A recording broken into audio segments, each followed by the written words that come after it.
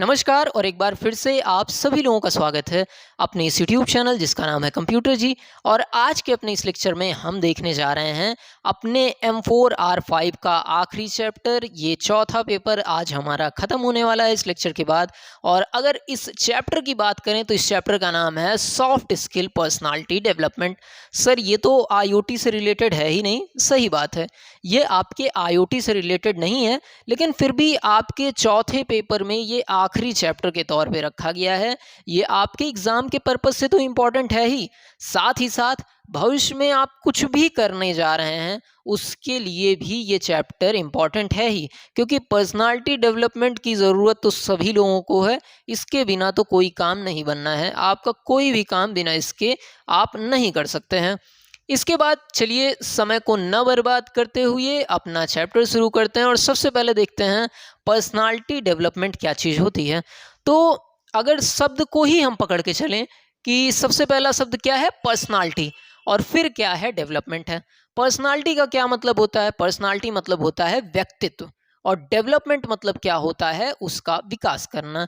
तो किसी भी व्यक्ति के व्यक्तित्व का विकास होना ही, विकास करना ही क्या कहलाता है, पर्सनालिटी डेवलपमेंट कहलाता है। समझ में आ रही है चीज? कोई पूछे तो देखिए यहाँ पर लिखा है, इसका मतलब होता है कि अपने व्यक्तित्व को उभारना या उसका विकास करना। ये चीज क्या कहलाती है? पर्सनालिटी डेवलपमेंट कहलाती है।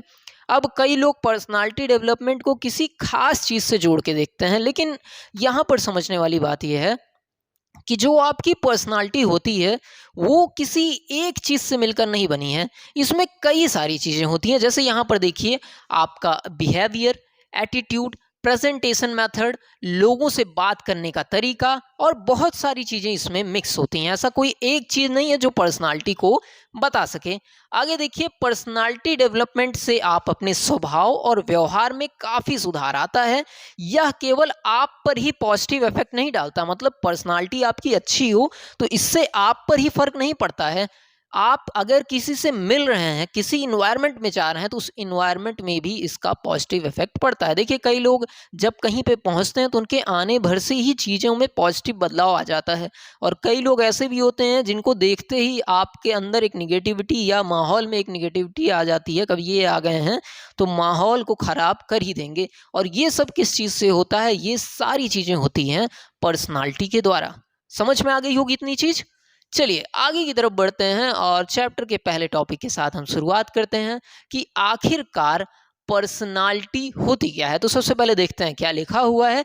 प्रत्येक व्यक्ति में कुछ विशेष गुण या विशेषताएं होती हैं जो दूसरे व्यक्ति में नहीं होती हैं। इन्हीं गुणों और विशेषताओं के कारण प्रत्येक व्यक्ति दूसरे व्यक्ति से भिन्न होता है। व्यक्ति के इन गुणों का संगठन ही व्यक्तित्व या आपकी पर्सनालिटी कहलाता है। यहाँ पर क्या चीज कही गई है? देखिए, हर आदमी दुनिया में अलग है, हर आदमी का व्यवहार भी दुनिया में अलग है।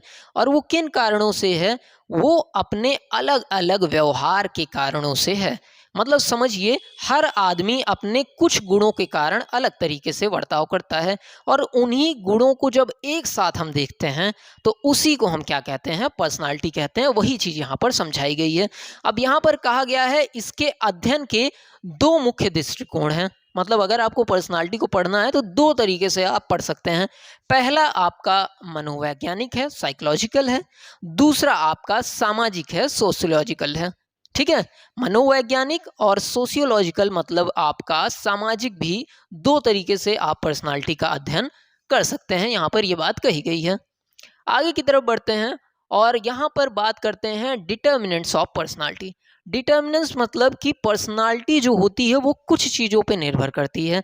अब वो जो चीज़ होती है जिस पे पर्सनालिटी निर्भर करे उन्हीं को हम क्या कहते हैं? डिटर्मिनेंट्स कहते हैं। देखिए लिखा हुआ है, व्यक्ति को प्रभावित करने में कुछ विशेष तत्वों का हाथ रहता है, उन्हें हम व्यक्तित्व के निर्धारक या डिटर्मिनेंट्स ऑफ पर्सनालिटी कहते हैं। कि पर्सनालिटी जिन चीजों पर निर्भर कर रही हो। ठीक है, आगे की तरफ देखिए, यही तत्व मिलकर व्यक्ति को पूर्ण बनाने में सहयोग देते हैं। इन्हीं तत्वों के अनुसार व्यक्तित्व का विकास होता है। कुछ विद्वानों ने व्यक्तित्व के निर्धारण में जैविक मतलब बायोलॉजिकल आधार को प्रमुख माना है, तो कुछ ने पर्यावरण संबंधी आधार को प्रधानता दी है। मतलब जैसा कि हमने अभी पढ़ा कि बायोलॉजिकल, कुछ लोग मानते हैं कि पर्सनालिटी का डिटर्मिनेंट बायोलॉजिकल होता है, जबकि कुछ लोग कहते हैं कि जो पर्यावरण है, जो आपका वातावरण है, वो भी इसमें क्या करता है, प्रमुख रोल, प्रमुख जो है आपका भाग इसमें उसका होता है। चलिए आगे की तरफ बढ़ते हैं और देखते हैं। देखिए ये चैप्टर लगभग मैंने देखा कि कई सारे यूट्यूब चैनलों ने तो इसको स्किप ही कर दिया है, कुछ लोगों ने ऐसे ही पढ़ा दिया है। मैं थोड़ा ध्यान से इसलिए पढ़ाना चाहता हूँ कि अगर चैप्टर दिया है तो उसका कुछ ना कुछ तो कारण होगा ही। मतलब हमसे तो ज़्यादा इंटेलिजेंट होंगे जो वो चीज़ बना रहे हैं, आपके एग्ज़ाम को बना रहे हैं, मैं ऐसा मान के चलता हूँ। हो सकता है कई टीचर उनसे भी ज़्यादा विद्वान हो, ये संभव है, लेकिन मैं ऐसा मान के चलता हूँ कि हमसे तो स्मार्ट वो लोग हैं ही। और अगर ये चैप्टर उन्होंने डाला है तो इसका कुछ ना कुछ तो आशय होगा ही, तो आपको ये चीज़ पढ़नी ही पढ़नी चाहिए। बाकी एमसीक्यू क्वेश्चन हम लास्ट में अटैच कर देंगे, आप उसको यहाँ पे चैप्टर पढ़ लीजिए, फिर एमसीक्यू क्वेश्चन भी पढ़ लीजिएगा, ताकि एग्जाम में भी अच्छा नंबर आपका आ ही जाए। चलिए यहाँ पर देखिए, एक सेकेंड, ये फिर से बढ़ रहा है, पीछे की तरफ आते हैं।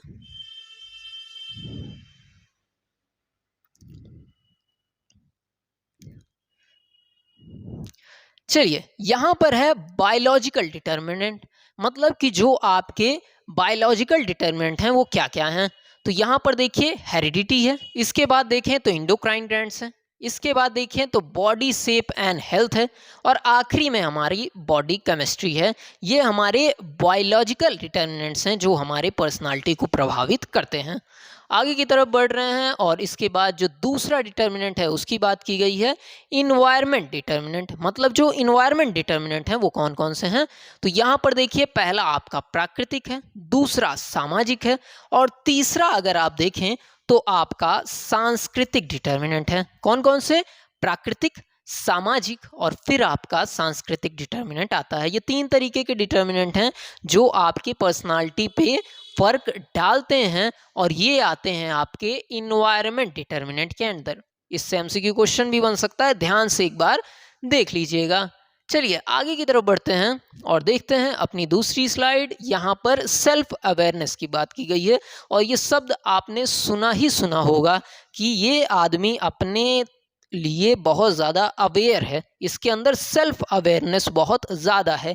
या सुनते हैं कि भाई तुम तो सेल्फ अवेयर हो ही नहीं, अपनी असलियत ही नहीं पहचानते कि तुम कौन हो, क्या करना है, ये चीज़ नहीं जानते हो। यही चीज़ हमारी यहाँ पर भी कही गई है कि कोई व्यक्ति अपनी परिस्थितियों और अपने बारे में कितनी अच्छी तरीके से जान रहा है, यही हमारा सेल्फ अवेयरनेस कहलाता है। क्या चीज़, सेल्फ, मतलब खुद के बारे में कितना कोई आदमी जागरूक है, वही चीज हमारी क्या कहलाती है, सेल्फ अवेयरनेस कहलाती है। चलिए देखिए यहाँ पर क्या बात कही गई है। सेल्फ अवेयरनेस का मतलब है कि अपने आप की स्थिति को सही तरीके से जानना। यही चीज मैं समझा रहा हूं, यानी कि आप अपने आप को कितने अच्छे से जानते हैं, आप में क्या क्या क्वालिटीज हैं, आप में क्या क्या दिक्कतें हैं, ये सारी चीज जो जानता है इसी को क्या कहते हैं, सेल्फ अवेयरनेस कहते हैं। बाकी नोट्स तो आपको अब तक पता ही चल चुका होगा, लेक्चर के डिस्क्रिप्शन में होता है, डाउनलोड कर लिया करिए, इसके लिए परेशान मत हुआ करिए। इसके बाद देखिए how to increase self awareness. ऐसा हो सकता है कि हम में से कई लोग कम सेल्फ अवेयर हों, जैसे कि मैं हूं मान लीजिए, तो किस तरीके से मैं अपने आप को ज्यादा सेल्फ अवेयर कर सकता हूं उसकी यहां पर बात की गई है। तो देखिए अपने प्रति हॉनेस्ट रहिए, मतलब अपने प्रति ऑनेस्ट रहिए, ईमानदार रहिए कि अपने लिए क्या आप है, समझ रहे हैं कि जैसे हम झूठा दिलासा देते हैं कि भैया एक दिन पढ़ के हम टॉप कर देंगे, तो अपने लिए तो कम से कम ईमानदार रहो ही, अपने से तो झूठ मत बोलो। सेल्फ अवेयरनेस की ये सबसे बड़ी चीज़ है कि अपने से झूठ आपको नहीं बोलना है। दुनिया से झूठ बोलो तो बोलो, वैसे नहीं बोलना चाहिए, लेकिन अगर बोल रहे हैं तो बोलो, लेकिन खुद से खुद को झूठा दिलासा या झूठी बातें नहीं कहनी चाहिए। चलिए उसके बाद देखिए अपने जीने के फिक्स पैटर्न को बदलें। एक चीज कही गई है कि अगर आप किसी काम को करने का तरीका नहीं बदलेंगे तो आपको आउटपुट भी अलग नहीं मिलेगा। अगर आप उसी तरीके से बार बार एक ही काम को कर रहे हैं तो आपको उस काम का नतीजा भी वैसा ही मिलेगा। यहाँ पर भी वही बात कही गई है कि अपने जीने के फिक्स पैटर्न को बदलिए आप। इसके अलावा कम्युनिकेशन स्किल और लर्निंग स्किल को इम्प्रूव करें। समझिए कि कम्युनिकेशन स्किल तो बहुत ज़्यादा ज़रूरी है। मान लीजिए आप हमारा लेक्चर देख रहे हैं तो कुछ तो मेरे अंदर कम्युनिकेशन स्किल होगा कि आपको यहाँ तक मैंने रोक रखा है। समझिए इस बात को।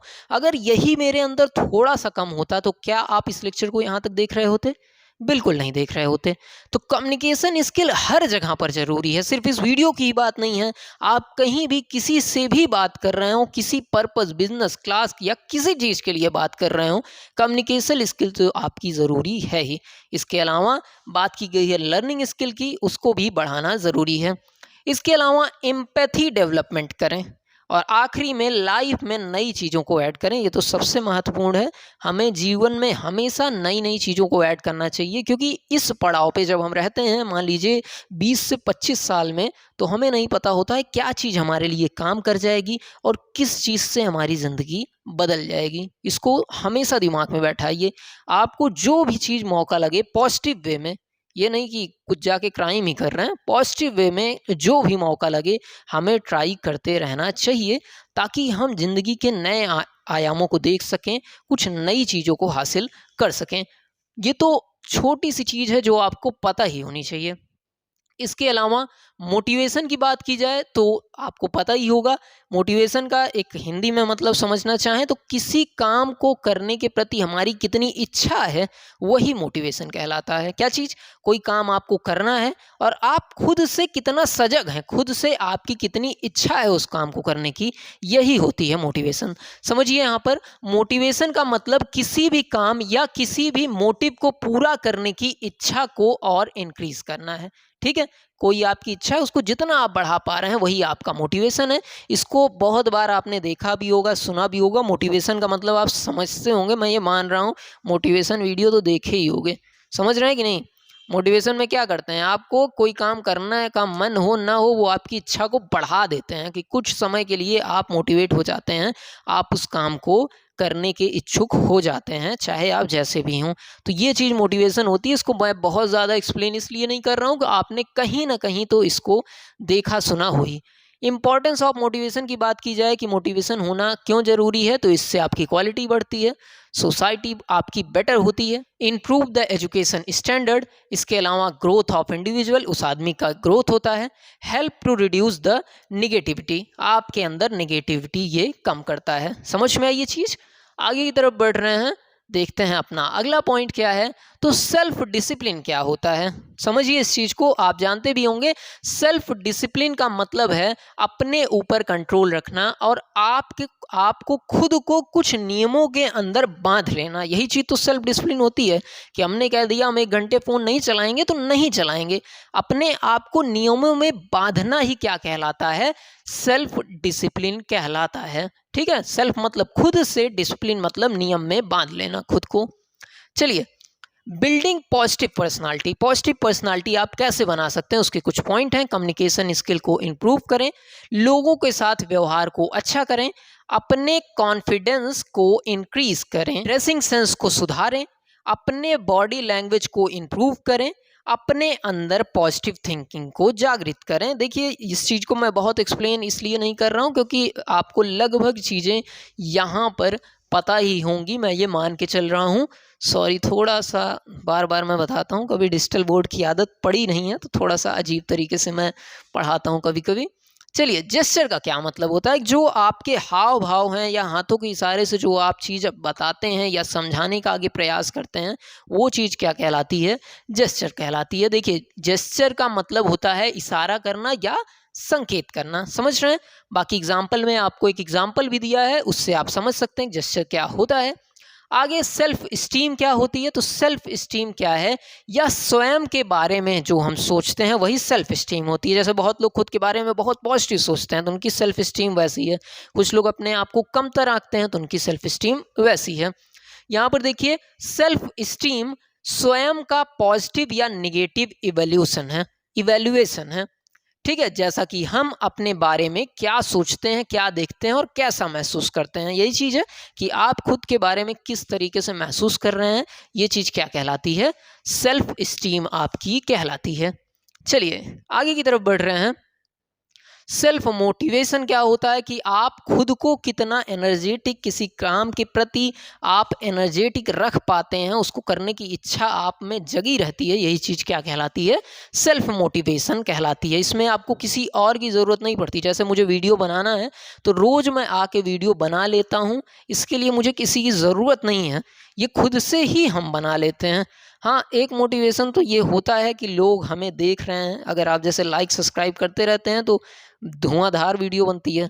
थोड़ा-सा कम जिस दिन सब्सक्राइब होता है, थोड़ी एनर्जी कम हो जाती है, उसके हिसाब से वीडियो बनती है। लेकिन इतना तो मोटिवेशन खुद से रहता ही है कि रोज़ आके वीडियो बना पाऊँ, चाहे इससे कोई लाभ हो रहा हो, ना हो रहा हो, लेकिन क्योंकि खुद से कहा है कि ये करना है, तो ये करना है। समझ में आ रही है ये चीज़?